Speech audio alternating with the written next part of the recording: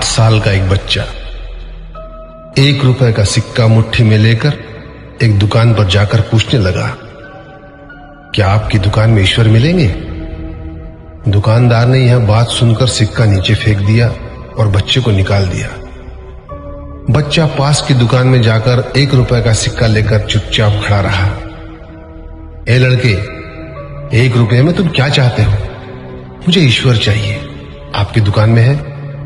दूसरे दुकानदार ने भी भगा दिया, लेकिन उस अबोध बालक ने हार नहीं मानी। एक दुकान से दूसरी दुकान, दूसरी से तीसरी, ऐसा करते करते कुल 40 दुकानों के चक्कर काटने के बाद एक बूढ़े दुकानदार के पास पहुंचा।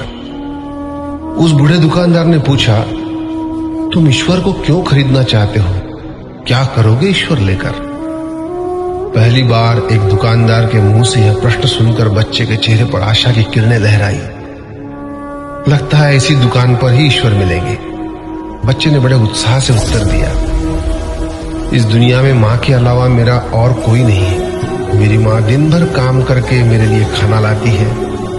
मेरी माँ अब अस्पताल में है। अगर मेरी माँ मर गई तो मुझे कौन खिलाएगा?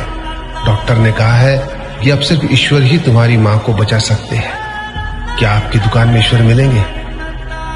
हाँ मिलेंगे। कितने पैसे हैं तुम्हारे पास? सिर्फ 1 रुपया।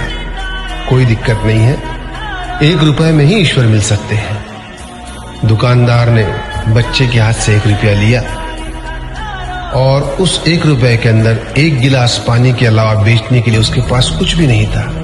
इसलिए उस बच्चे को फिल्टर से 1 गिलास पानी भरकर दिया और कहा, यह पानी पिलाने से ही तुम्हारी माँ ठीक हो जाएगी।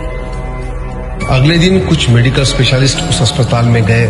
बच्चे की मां का ऑपरेशन हुआ और बहुत जल्दी ही वह स्वस्थ हो गई। डिस्चार्ज कागज पर अस्पताल का बिल देखकर उस महिला के होश उड़ गए। डॉक्टर ने उन्हें आश्वासन देकर कहा, टेंशन की कोई बात नहीं है। एक वृद्ध सज्जन ने आपके सारे बिल चुका दिए हैं, साथ में एक चिट्ठी भी दी है। महिला चिट्ठी खोलकर पढ़ने लगी। उसमें लिखा था, मुझे धन्यवाद देने की कोई आवश्यकता नहीं है। आपको तो स्वयं ईश्वर ने ही बचाया है। मैं तो सिर्फ एक जरिया हूं। यदि आप धन्यवाद देना ही चाहती है तो अपने अबोध बच्चे को दीजिए, जो सिर्फ 1 रुपए लेकर नासमझों की तरह ईश्वर को ढूंढने निकल पड़ा। उसके मन में यह दृढ़ विश्वास था कि एकमात्र ईश्वर ही आपको बचा सकते हैं। विश्वास इसी को कहते हैं। ईश्वर को ढूंढने के लिए करोड़ों रुपए दान करने की जरूरत नहीं होती।